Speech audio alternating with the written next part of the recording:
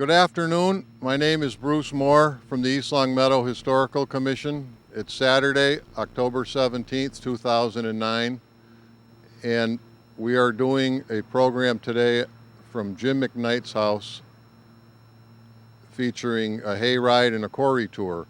Where we are standing now is at the bottom of Pease Road. We call it Spooks Hill, and we are in the driveway. It's on the right side at the bottom of the hill. This is the cart path from the quarry that we're going to be touring behind here.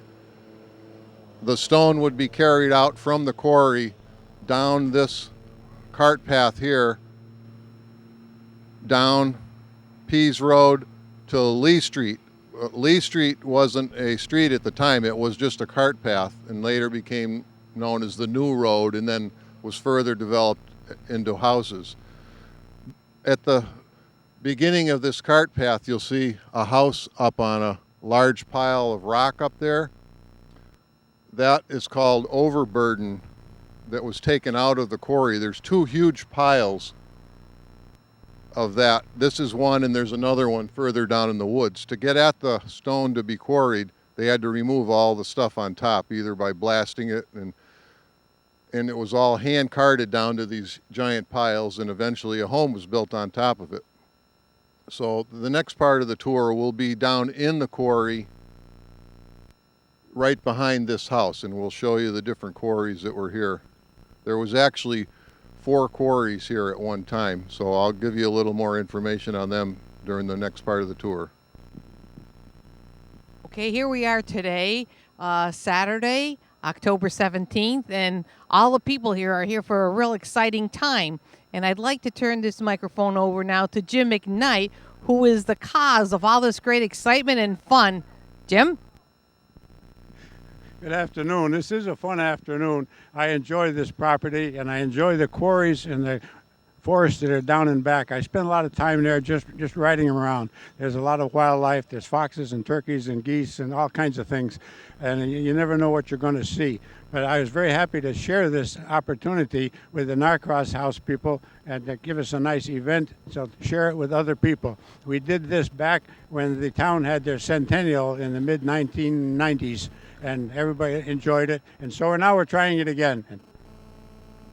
And there's been a really big turnout because you've already had 3 tractor full of people that are down there touring, and we've seen there's like a 15 to 20 people in each load. Actually, all the people who have come today have had the opportunity to be treated by hot chocolate, hot cider, cold cider, coffee. There's been an assortment of hot cider, donuts, and fall foliage cupcakes, and some little mini candy bars, and frosted brownies, all different types of little goodies right there, all for everybody to be able to enjoy the fall foliage day. And talk about a beautiful day. We've got great sunshine. Everybody's in a very festive mood, and we'll see if we can get some more people's reaction to being able to view the quarry right up front.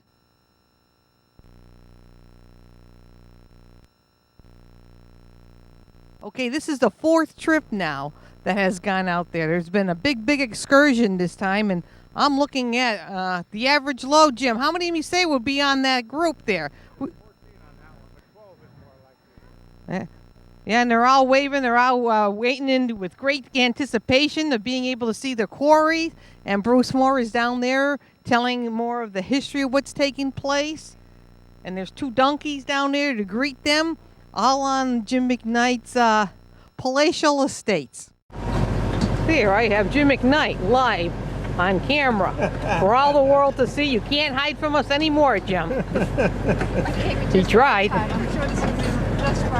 Okay, so look at the O'Rourke family in there. Just what you wanted to know. That's right, yeah. We got the O'Rourke family going on a live tour with Connie Sessler, one of the graphics designer for the brochure that was used. And she did a wonderful job. I'm John O'Rourke. I knew this was going to happen. I'm not sure I would have punched her on. And here's Jim McKnight with the famous cameraman Albert Grimaldi from Elk Cat. volunteer extraordinaire. Now you can tell me where you want to We go. have Jim Ratul representing the East Long Meadow Rotary Club, making sure everything is safe and sound on this private little tour. Actually, I'm keeping an eye on Susan. Well, it's a tough job, but somebody's got to do it. And now I have John O'Rourke extraordinaire, and he's also enjoying the tour with us today. Wow, you're looking for business. I'm up to monkey business. Since the quarries were ceased to operate, it's been about 100 years now since the quarries were operated. And there's a lot of old stone left, a lot of the drill marks where they were drilling away to cutting out the stones. The base for the old derrick is still down here. There's a little stone where somebody chiseled out a seat or some kiddo where someone could sit and watch what was going on. And the more I look down here, the more things I see. I've picked up over the years a number of old quarry tools and pieces of cable and all things like that. And it's just quiet and peaceful. It's especially nice when it starts to snow. It's the snow coming down through the pine trees. Hold the camera. No. And, today we're having a Narcross sponsored event for people to take a look at what I've been looking at for the last 50 years. And if they enjoy it as much as I do, they're going to have a nice day. Should have put the company name on the back of the tractor.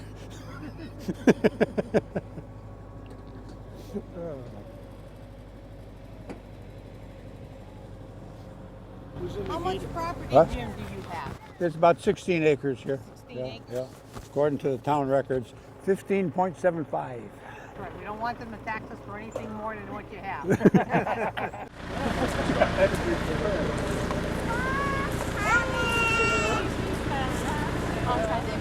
Okay, everybody wave. Did we have a good time on the tour? Yeah. Anybody pick up any redstone with them to bring back as a souvenir? Not today. Didn't have your pick with you? Thank you. Okay.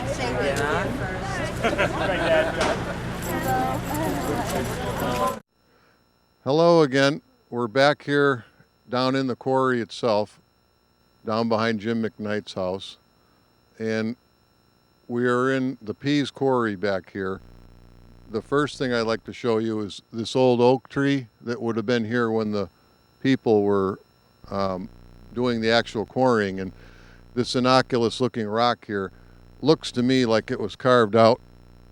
And someone could have enjoyed their lunch just sitting underneath the old oak tree. So it's got 100 years of moss on it now, but it's a pretty cool artifact that's down here.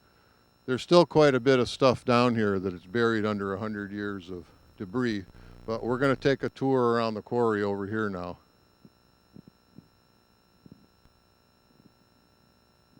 All right, here we are over on the edge of the quarry.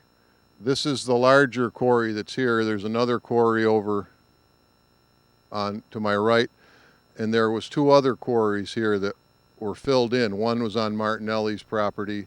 They filled it full of stumps. And where Favorite Lane is now, there was another small quarry there that's also been filled in. They were all owned by the Pease family. And the earliest uses for this stone would have been for a cellar hole or for tombstones for the graveyards. And there was a house at 610 Prospect Street, the Calvin Pease home, that the cellar hole was made from stone from this quarry. The house has since been torn down, and there's a new house on the site now. But after, say, 1880, they come in here and started doing their mining. The Pease family mined some of them, the smaller quarries, and this particular quarry was leased by John Rankin, who had his office and stone yard down where Home Lumber is. They would cart the stone from here down there and process it.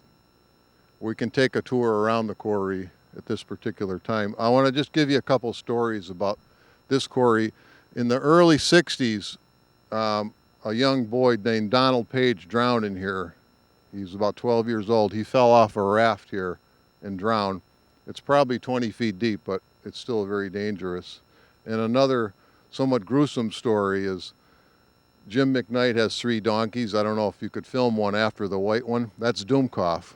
He was down here with another donkey, and the other donkey got stuck in the quarry somehow.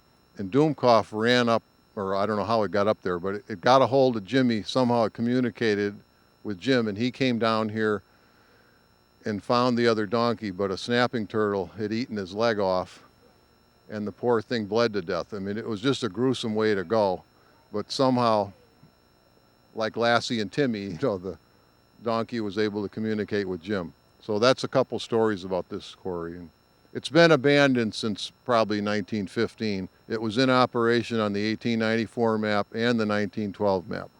All right, let's take a walk around. The rock you're looking at here came out of the quarry and was not fit for use for some reason or another. So that was abandoned here. You'll see piles of rock all over these quarries. And as Al's panning around, you'll see a bit of a ravine here where they have mined any stone out of it that was here, or possibly they didn't find any. They certainly did a lot of digging around here, and I'm sure they always didn't find stone, but you can see part of what is left.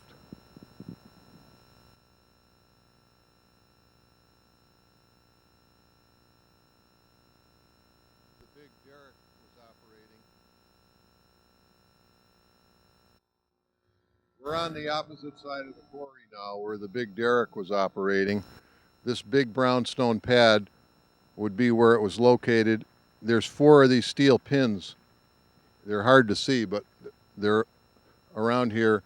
And there's some cabling on the ground that you'll see that was part of the derrick. The big mast was held up by these series of cables, and the boom came off of that, which was operated by a steam engine back here that would be able to raise and lower the mast, the boom like this, and pivot it around. They would take the stone out of the quarry and load it onto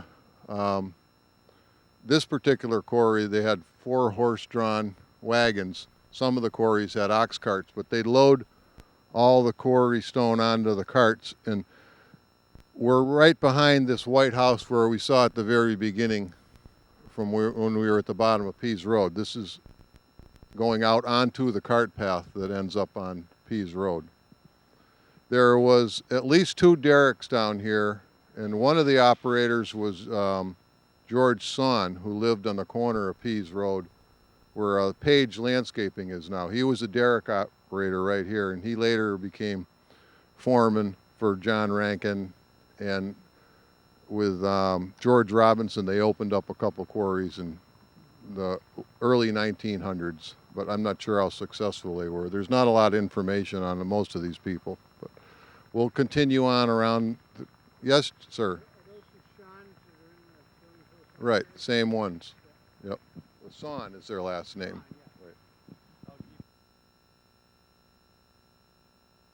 Right. Okay. Groundwater was always a concern in all of the quarries, and here it's kind of hard to see, but there was a drain right underneath where these logs are. It goes underneath this cart path here and out to the other side. They had to continually keep the water out of the quarries, and if it became too big a problem, they had to shut the quarries down. And when electric pumps came into vogue, they were able to pump water 24/7, but it definitely was a big problem, especially in East Long Meadow here.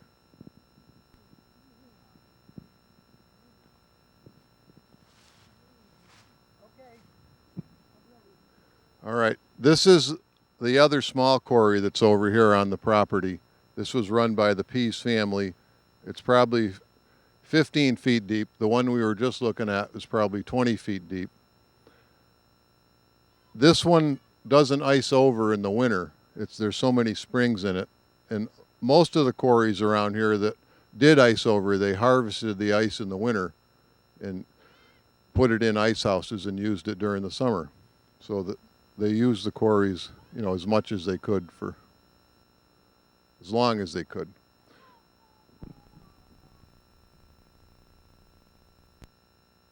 Behind me is a rock pile that they had mined this whole area out, and then the rock that they didn't need anywhere else, they just dumped it into here. It's kind of like a rock dump. But you can see as far back as they were able to go, and the rock just petered out. This whole area has just been dug from one end to the other, and they, some areas they found good stone and some areas they didn't. That was the nature of the stone. Well, that pretty much concludes the tour. Yeah, these were done with pickaxes, mostly by pickaxe. It's a lot of labor. That pretty much concludes the tour down here. We're going to be doing one of Pine Quarry next, so we hope you'll come along for that tour. Thank you very much. Another round of people coming back from the quarry experience. Let's see if we can get some of them maybe to give us their opinion, what their reaction was to it.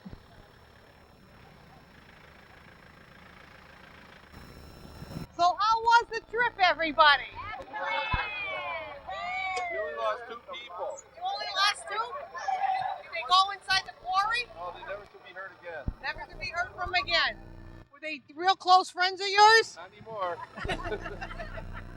I think that's the Halloween tour. Aha, so the Halloween tour took place on this event. Well, Levada, you just came back from your trip down to the quarry. Could you tell us a little something about it? What were your experiences there? Well, of course, it's a beautiful day, a little windy, but the temperature is great, so it's very pleasant. It's wonderful to walk in the woods and shuffle your feet through the straw and the pine cones and everything. And Bruce Moore, of course, is very knowledgeable about the quarry, so he made that very interesting. But it sure takes you back to a time in the history of our town where people made their living working in those quarries. So it's kind of nice still now to see them filled with water and in a real natural setting. So it's a great day and a good experience. Okay, thank you for sharing that with us.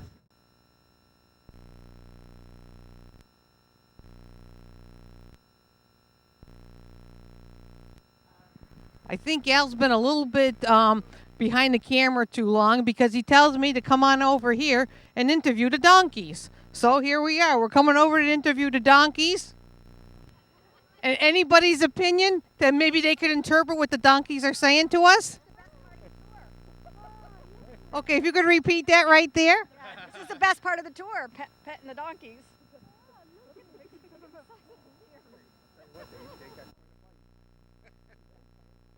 Yeah, you don't want to lose the fingers, that's for sure. Okay, we have 3 donkeys over here. I don't know if Al's been able to get all 3 of them, but they just love the attention that they are getting here. They're quite stars, I would say, at the quarry tour. And permanent residents. They like this place so much they decided they were going to live here. Quarry, which was later filled in to become Spade Arden, but I wanted to show you the picture of this big derrick here, the mast and the boom that we saw the platform for down in the quarry here. You can see a dozen men standing in front of it. You can see the size of the whole thing, and there's a rock in the air that they're hoisting up. That's how they got it out of the quarry. So that gives you a little bit of an idea of how it works. This is a small replica of the Quarry Man statue that was made by Jan and Jim McKnight. It's probably 3 feet tall. The one that they actually did is up at the Center Hill Park, but they made 2 small copies of the Quarry Man statue, and this is one that Jim has kindly taken out of his house and brought out here for the tour for today.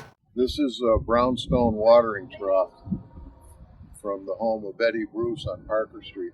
It's probably about 4 feet long. It's made out of brownstone, beautifully finished, crandled on this side, probably used for watering pigs on a farm. It was real heavy, so they couldn't tip it over.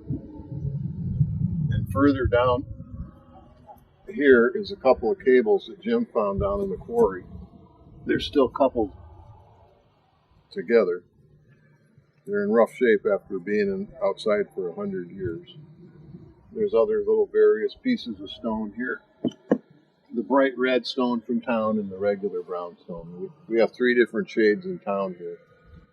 These are some cutouts made of redstone that were used for a wall at Publishers Clearinghouse. The Chaporis family made the wall down where Pioneer Gymnastics is, and there was 4 different sizes of these stones. There's only 2 here now, but they used a hole saw to cut out the different sizes, and these are the plugs that were left over.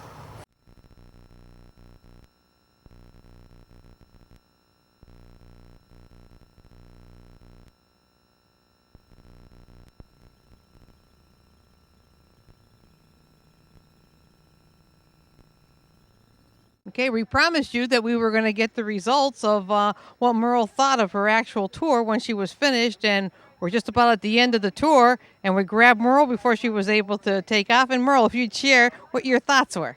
Well, first of all, I want to say what a spectacular event it was. It was just a delightful afternoon, weather-wise, people-wise, refreshment-wise, and the site couldn't have been better.